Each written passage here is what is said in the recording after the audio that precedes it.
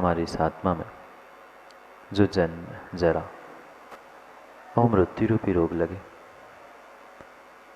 उन रोगों का उपशमन करने वाली कोई परम औषधि है तो वह एकमात्र यह जनवाणी है।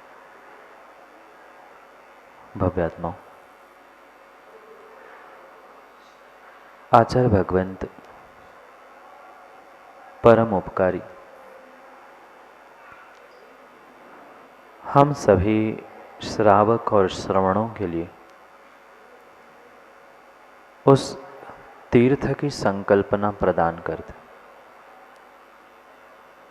साक्षात तीर्थ को चलाने वाले तीर्थंकर तो महान थे ही, पर उन तीर्थंकरों से तीर्थ का ज्ञान प्राप्त करते हुए उस तीर्थ को रत्नत्रय रूपी है, उस तीर्थ का उपदेश हम सभी के लिए उन्होंने प्रदान किया।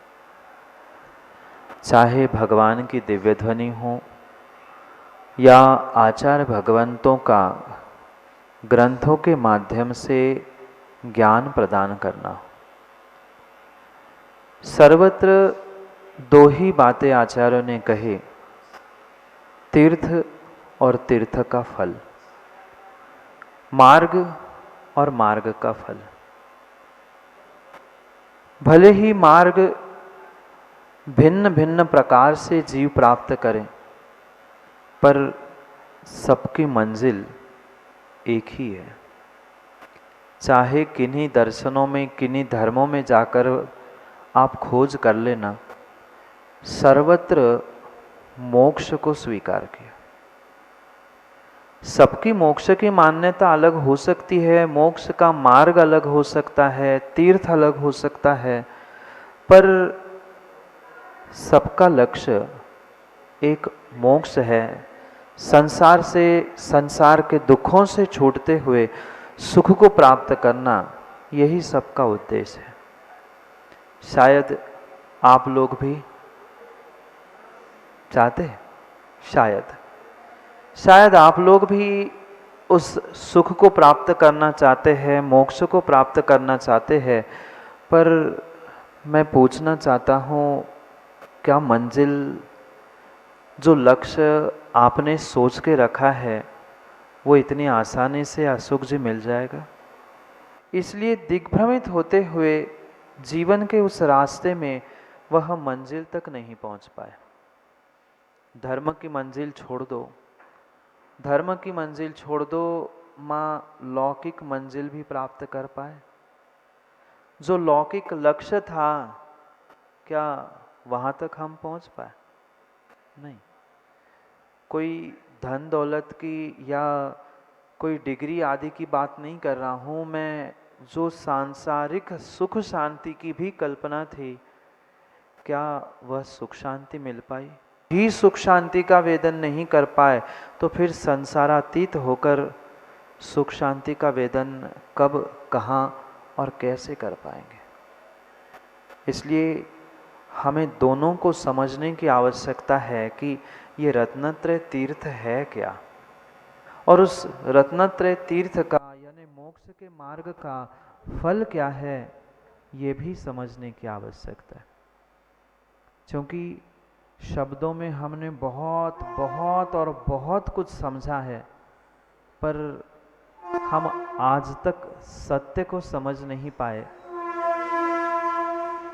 जितना भी समझा, जितना भी सुना, वह सब कुछ लगभग सत्य था, गोधा जी सत्य नहीं था।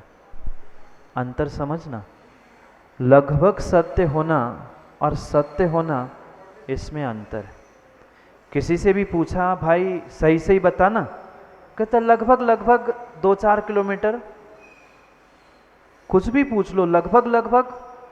ये लगभग कभी सत्य नहीं होता, और सत्य जो होता है वो कभी लगभग नहीं होता। सत्य तो मात्र एक ही है, जो है सो है, उसमें कोई बदलाव नहीं।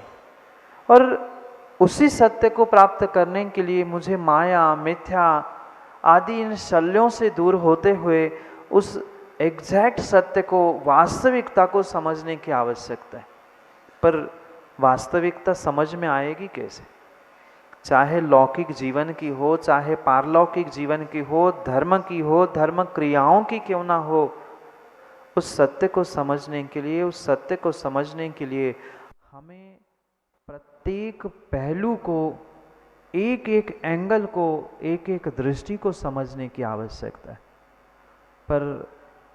पर क्या करें, जीव को समझने के लिए समय भी नहीं है और उतना समय के साथ उतना उसके पास समझने के लिए सहनन भी, शक्ति भी नहीं है। सत्य को समझने के लिए, वास्तविकता को समझने के लिए समय देना पड़ता है, अथक मेहनत करनी पड़ती है, तभी जाके सत्य प्राप्त हो सकता है। नहीं तो आज तक जैसे लगभग सत्य तक पहुँचे वैसे लगभग हम पहुँचते रहेंगे और पुनः भटकते रहेंगे। वही कार्य जो आज तक किया पुनः वही कार्य करते रहेंगे। ये जैन दर्शन है, जैन धर्म है, जहाँ किसी एक वस्तु या किसी एक अपेक्षा से कथन नहीं होता। जब भी सत्य समझना होता है तभी हमें सभी पॉइंट ऑफ व्यू से, सभी एंगल से, सभी दृष्टियों से और सबको समझते हुए समझना होता है। पर क्या करे, व्यक्ति सीमेंट मात्र अपने आप को सत्य समझता है। मैंने जो सोचा, मैंने जो कहा, मैंने जो माना, वही सत्य मानता है और वही सत्य कहता है, जबकि मात्र उतना सत्य नहीं था।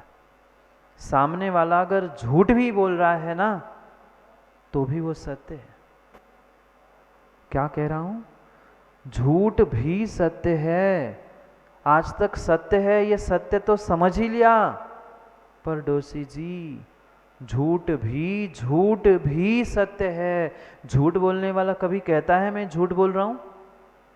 झूठ बोलने वाला कभी कहता है मैं झूठ बोल रहा हूं? वो क्या कहता है? हाथ रखेगा और कहेगा जो भी कहूंगा। झूठ बोलने वाला भी कभी स्वीकार नहीं करता मैं झूठ बोल रहा हूं। उसकी अपेक्षा से झूठ भी तो सत्य था।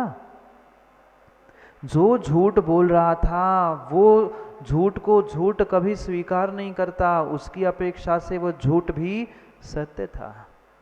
ठीक है, हम सत्य को जानते थे इसलिए हमें उसकी बात झूठ लग रही थी, असत्य लग रही थी। पर जो झूठ बोल रहा था वो कभी झूठ को झूठ बोलकर, असत्य बोलकर नहीं कहता। वो यही कहता है मैं तो सत्य ही बोल रहा हूं। वह झूठ भी सत्य था। सत्य तो सत्य था, पर झूठ को भी सत्य स्वीकार करने की, झूठ को भी सामने वाले की अपेक्षा से सत्य मानने की शक्ति जिसके पास है, वो ही तत्वों का निर्णय सब में कर सकता है, अन्यथा नहीं। आज तक क्यों नहीं हुआ सम्यक निर्णय तत्वों का? क्यों नहीं हुआ सम्यक निर्णय तत्वों का? क्या तत्व नहीं थे? तत्वों की प्ररूपणा नहीं थी? तत्वों के सम्यक प्ररूपणा करने वाले नहीं थे? सब निमित्त उपस्थित थे, सब निमित्त उपस्थित थे। पर समस्या मात्र एक थी कि हमने कभी समझने का बुद्धिपूर्वक प्रयास ही नहीं किया। समझने का कभी बुद्धिपूर्वक प्रयास ही नहीं किया। ज्ञानियों, माताओं, ये ध्यान रखना, ये पर्याय तो आज है, कल नष्ट हो जाएगी। और उस पर्याय से भी अगर कोई नाजुक है, सूक्ष्म है, तो वह तुम्हारे परिणामों की पर्याय है। 1 मिनट की परिणामों की पर्याय तुमने अगर विपरीत कर ली तो तुम्हारी आने वाली कितनी सारी पर्याय विपरीत होने वाली है, ये समझने की आवश्यकता है। थोड़ा सा राग, थोड़ा सा राग, थोड़ा सा राग कहीं न कहीं द्वेष उत्पन्न कर रहा है, ये व्यक्ति भूल जाता है। राग नहीं है, राग नहीं है।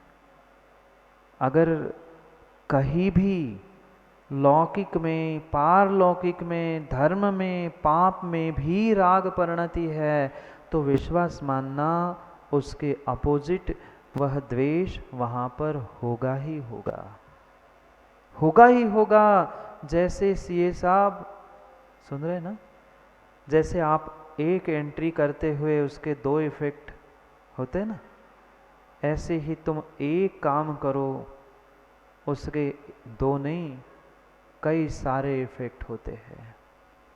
वहाँ तो अकाउंट की बुक में एक तुम एंट्री करते हो, एक कुछ कार्य करते हो, उसको दो इफेक्ट देने पड़ते हैं। यहाँ तो परिणामों की ऐसी ऐसी विचित्र दशा है कि तुम एक जगह राग करो, दूसरा द्वेष का इफेक्ट पड़ेगा ही, और मात्र राग द्वेष नहीं, फिर कर्मों के ऐसे इफेक्ट, ऐसे दुष्परिणाम भोगने पड़ते हैं कि कई वर्ष नहीं कई भवों तक फिर पुनः इस संसार में ही दुखना पड़ता है, रुलना पड़ता है।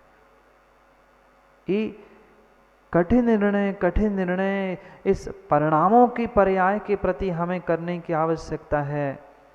पर्याय भाव बिगड़ जाए, पर ज्ञानियों अपने परिणामों को, अपने भावों को संभालने की आवश्यकता है। अपने भावों को संभालने की आवश्यकता है। तत्वों के निर्णय के पीछे भी अगर लड़ाई हो रही है, नहीं मैं कह रहा हूं ये सही है, नहीं ऐसा ही होना चाहिए, ये नहीं होना है, तो अभी आपके पास तत्वों का निर्णय नहीं है। बड़े बड़े ज्ञानी, बड़े बड़े विद्वान और बड़े बड़े त्यागी व्रती भी गोधा जी हमने तत्वों के निर्णय करते हुए, लड़ते हुए देखे। आगम की चर्चा चल रही, अरे आगम स्वयं में अविसंवादी था, तुम विसंवाद कर रहे हो, मतलब अभी तुमने आगम को समझा नहीं है। अभी तत्व तुम्हारे पास है ही नहीं। तुम्हारे परिणामों को संभालने की तुम्हारे पास अगर व्यवस्था नहीं है तो ये कोरे कागजों के तत्व कार्यकारी नहीं है। ये कागजों के तत्व परिणामों की नाजुकता को, परिणामों की पर्यायों को समझने के लिए थे, पर एक मिनट के किसी तत्व के, किसी नए के, किसी विषय के राग में तुमने जो विपरीत कथन किया है और वह विसंवाद, वह युद्ध किया है, वह नियम से आपके लिए दुखदाई ही होने वाला है। क्या करें? आजकल तो ये शस्त्रों की लड़ाइयाँ कम दिखती है। शस्त्र, लाठी, तलवार और जितने भी शस्त्र है उनसे तो लड़ाई कम दिखती है। लोग शास्त्रों को लेकर लड़ते हैं। शास्त्रों को मतलब हाथ में नहीं, शास्त्रों के यहाँ के कोटेशन उठाए और डाल दिया व्हाट्सएप पे। अब वो सामने वाला कहता है नहीं ऐसा नहीं है, वो कहता है नहीं आप झूठ बोल रहे हो। लड़ कौन रहा है? साधन क्या है? आगम, शास्त्र, जिनवाणी, उनकी ही कट छाट करते हुए हमने प्रयोग किया और सिद्ध क्या करना चाहते? मैं सत्य हूँ। शस्त्रों से नहीं, आज शास्त्रों से लड़ाई चल रही है।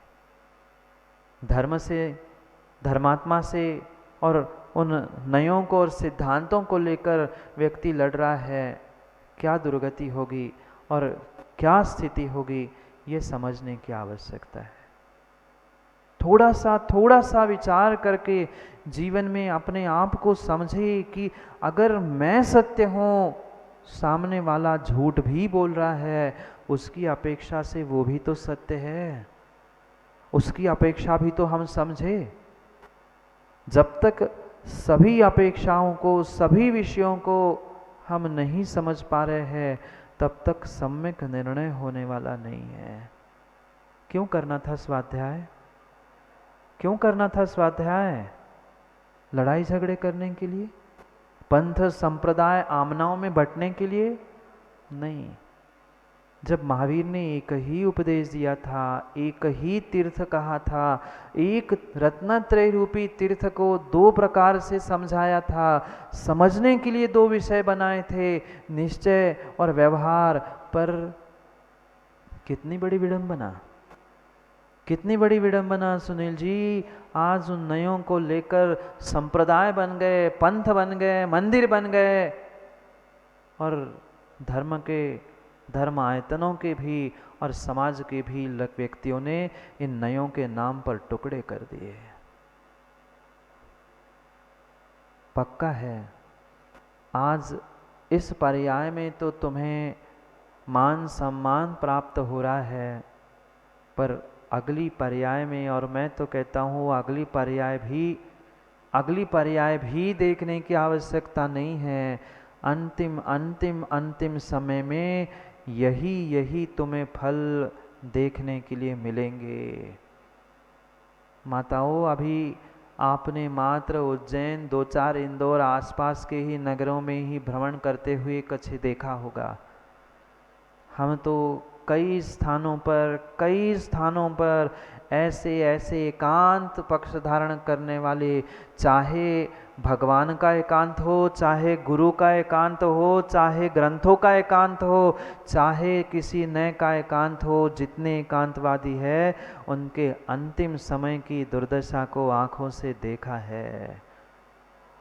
मत उलझो किसी एक अंत के राग में, किसी एकांत के में राग में मत उलझो।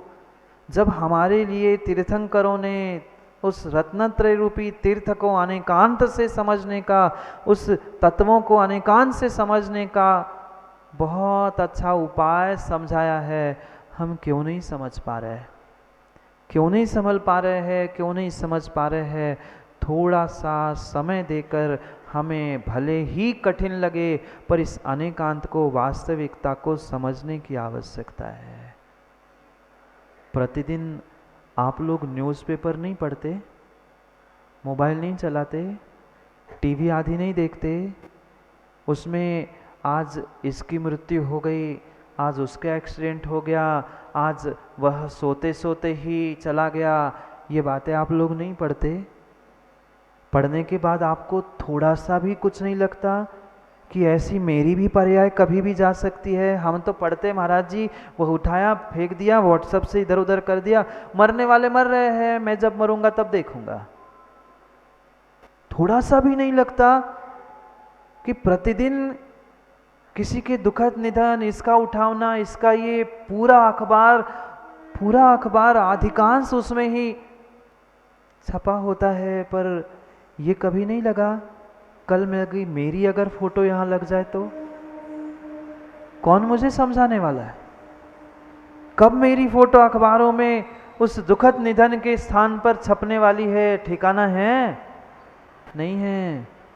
कोई भरोसा नहीं है। ये शरीर से, इस पर्याय से प्राण निकलने से पहले अपने आप को संभालने का प्रयास कर लो। एकमात्र ये पंचम काल में सम्यक ज्ञान का साधन है। स्वाध्याय करना, निर्णय करना, उपदेश सुनना, पर क्या करे?